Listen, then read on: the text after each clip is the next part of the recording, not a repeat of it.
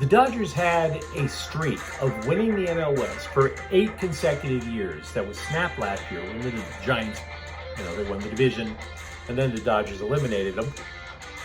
But having said that, this is this year. Does any team stand a chance to stop the Dodgers in the NL West? I'm James. This is your daily dose of sports and snark for the greatest sports city in the world, Los Angeles. This is Faithful Angelenos. It's April 5th, 2022. I am still, unfortunately, on the road, but I will say there is a sense of optimism. The flowers are blooming over every septic tank in Des Moines, Iowa. It's really quite lovely, as long as once you get rid of the odor of human excrement, you just admire the posies. Having said that, today we are doing Dodger Week because Major League Baseball is opening the season this year. We're going to spend a lot of time talking Dodger baseball this week. Tons of it. I'm punting other stories because of it. We added a new subscriber yesterday. Thank you so much. If you like the content that we've been putting out for about a month or so, feel free to clickety-clack the like button. Clickety-clack the subscribe button. There's a notification bell. Hit that. Sharing is caring. Put this on your social media feed. Let people know we exist. And by all means, comment. I am not God. I don't know everything. We'll start off with a quick check of the scoreboard. Last night at Crypto.com Arena, Calgary defeated the Kings 3-2. Tonight, the Lakers are on the verge of elimination. They're going to play Phoenix at 7:30. If they lose to the Suns and if the Spurs win, Lakers are done. Straight and simple.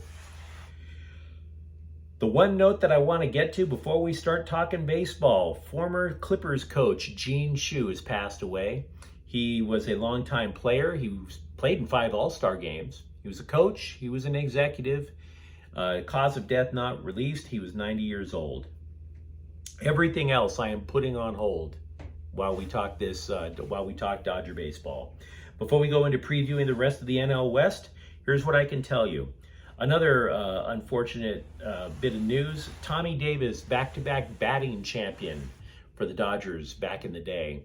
When I was a young man, a young newspaper reporter, before the newspaper industry collapsed, of course, I had the chance to interview Mr. Davis. He was a very pleasant man. Rest in peace, sir. He was 83 years old. Secondly, Trevor Bauer, remember him? He cannot use the cell phone records of the woman who accused him of sexual assault. He was in court yesterday. The judge said no. Now, he's been on administrative leave since July. He still gets paid. If he was suspended, he wouldn't, and that's one of the reasons he's in court now. He wants to be proactive. The criminal case never made it to court. They thought they could never prove anything. And Bauer wants to be proactive. He wants to potentially make a case that the accuser was trying to extort him and take that information to Major League Baseball and perhaps avoid a suspension. Number 3, because I don't want to talk about Trevor Bauer because I don't know what happened. Number 3, the roster is pretty much complete. There will be 12 position players, 16 pitchers. Edwin Rios makes the roster. Good for him. He had a torn right labrum in his shoulder. He had surgery on it, missed last year. Spring training, 10 games. He was 7 of 21 with 3 homers. Players that were optioned to the minor leagues include former All-Star Jake Lamb and former Toronto All-Everything outfielder Kevin Pillar. It will be Jackie Robinson Day again this year, just like every year. You know how the players are supposed to wear 42 on the backs, regardless of the team, regardless of what their regular number is? Yeah, there's a change this year. The numbers have to be in Dodger blue. Suck on it, Giants fans. Enjoy that enhancement to your nasty-looking uniform. San Diego, Dodger blue, along with that nasty, crusty underwear uniform that you wear. The one that looks like somebody's boxers haven't been put in the washer for 3 months. Yeah, lighten up that brown and yellow with some Dodger blue. You'll love it. You'll love it. Corey Seager, remember him? Yeah, they interviewed him. out in Texas, and he was like, yeah, big reason I came here was the manager, Chris Woodward, man. I knew him in Los Angeles. We got along great. What a guy. Couldn't wait to play for him out in Texas. Stop lying. It's the money. It's the money. It's the money. Stop lying to yourself. You went for the money. Your agent is Scott Boras. You went for the money. Stop lying. You're going to be the next version of Texas when they had Alex Rodriguez. It's the money. Wow. I love how people sign 9-figure contracts and they say, oh, I just love the lifestyle of Minnesota.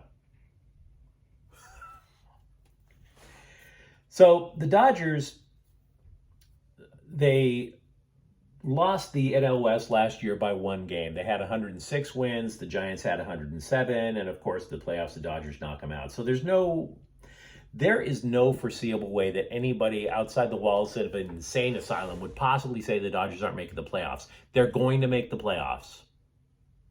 Nobody can. How many injuries would the Dodgers have to endure to miss the playoffs? Right? So they're going. But the question is, does anybody have what it takes to knock them out of winning the division? So we're going to go through the teams. This is not a totally deep dive. Otherwise, we'd be here all day. We'll start with San Francisco. By the way, San Francisco, don't embarrass yourself. Don't refer to yourself as the defending champs. There is no such thing as a division champion. You win a division. There's no championship parade for winning a division. Nobody sizes you up for championship rings for winning the NL West. Right? Stop it. I hate it when people say, oh, we're the champions of the division. The champion is the champion is the champion. If the Lakers had banners for every time they won the Western Division in the NBA, there would be no place to sit in Crypto.com arena. So stop it. So, what does San Francisco have? They pitch. They're terrific. And in a pitcher's ballpark, that's even more devastating. Logan Webb, he was excellent after the All-Star break. And then they decided they go out and they bring in Carlos Rodon from the Chicago White Sox. He had a 2.37 ERA in a pitcher's park, and now he's going into in a hitter's park. My bad. And now he's going into San Francisco where it's a pitcher's park. He's going to be good for them too. And their bullpen is terrific as well. They lose starting pitcher Kevin Gausman in free agency, but pitching-wise, I think they're going to be just fine. Here's the problem for San Francisco. Their defense stinks, and they have holes at catcher, Buster Posey, bye-bye, second base, third base, and center field. That's half the lineup almost, right? They just don't have substitutes that they can trust just yet. They possibly might trust Joey Bart from the minor leagues. He's probably the heir apparent catcher for Buster Posey. We'll see what the guy has. They like him a lot. Number 2, every other team in the NL West, by the way, finished below 500. The San Diego Padres, remember them? Remember how they were supposed to be the big threat to the Dodgers? How'd that turn out? Nope. And it's not going to turn out that way this year, in my opinion. For Fernando Tatis Jr. is out for half the year. The poor man, he broke his left wrist. I don't want to root for people to get hurt, especially ones who can play.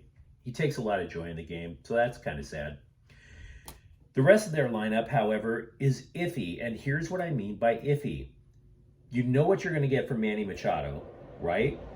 But they tried to trade both Will Myers and Eric Hosmer during the offseason. How'd you like to play for a team that's actively trying to get rid of you? See, in a normal world, you would say, okay, we're going to try and tread water with Machado, Myers, and Hosmer. All 3 of them can hit until Tatis comes back. But no, they were trying to get rid of Myers and Hosmer due to salary considerations. So yeah, this is not a complete baseball team. More to that, their rotation is a little bit suspect as well. I like Yu Darvish. I do. He's not Walker Buehler. He's not Julio Urias. I don't even know if he's Clayton Kershaw. So it's possible you're arguing that the Padres ace would be the Dodgers 4. Right?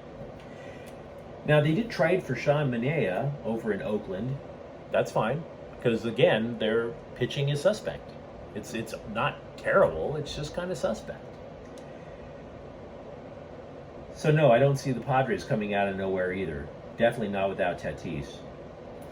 Colorado finished in 4th last year. This is a team that, with the exception of one World Series run, just cannot get it right. They keep fumbling around. The upshot is this. They're trying now to recreate the Blake Street Bombers from back in the day. They went out, they arguably made the worst free agent signing of the offseason. They signed Chris Bryant to a 7-year deal, which makes him virtually untradeable. Who is going to, when Chris Bryant, and by the way, he's 30, when he's 34, 35, and he can't do as much as he used to, who's going to trade for that big contract? No one. No. So they trade for Chris Bryant. They signed Chris Bryant. Then they trade with Toronto to bring in Randall Grichuk. They already had C.J. Cron and Ryan McMahon. So that's what they're trying to do. Just bludgeon the ball. But nobody can pitch on that team. There's only one guy out of their entire... Look, Major League Baseball teams have 15 pitchers. There's only one guy that you would trust on the mound if you're the Rockies, Germán Marquez. So ultimately, what the Rockies did was they added Chris Bryant, but then they get rid of both John Gray and Trevor Story. That is a net minus. The Rockies are going to be worse this year than last. Ultimately, this brings us to the Arizona Diamondbacks. They are the only team that lost more than 100 games last year. I actually like what they did. I like what they did more so than a lot of other teams. First of all, they have an extremely deep and strong farm system. The Athletic ranks them as the number 3 overall farm system in the majors. So they might have a future. They also have a second baseman everybody likes, Ketel Marte. He is their centerpiece. He was under consideration for MVP in 2019 before he got injured. But he's 28. He's in his physical prime. What the Arizona Diamondbacks have to do is they have to avoid this crazy losing skid. They went at one point between between May 4th and July 4th, they went 8-50. They got to avoid that. They also boosted their bullpen. They signed Ian Kennedy, and they brought in Mark Melancon. Melancon last year led the NL in saves with 39. Now, you might say to yourself, why would you want to have a killer bullpen if you lost 100 games? You're not going to have many opportunities to win. Fair question. The answer is trade pieces. You can trade them at the trade deadline when everybody's jonesing for a closer and help rebuild your farm system even more. So the future is actually kind of bright in Arizona. It's just not this year. So in my opinion, it's possible that the Giants qualify. I don't see them winning 107. It's sort of possible maybe that the Padres tread water until Tatis comes back, but I think the Dodgers are just going to boat race the division. And then their pitching gets stronger, and then watch out. So, if you enjoyed this episode, don't forget to subscribe and tell people about it, because we are trying to build something here. I'm James. Thank you very much for watching. We're going to be back tomorrow. Faithful Angelenos is a Quien Corte El Queso production. Have a great day. Bye-bye.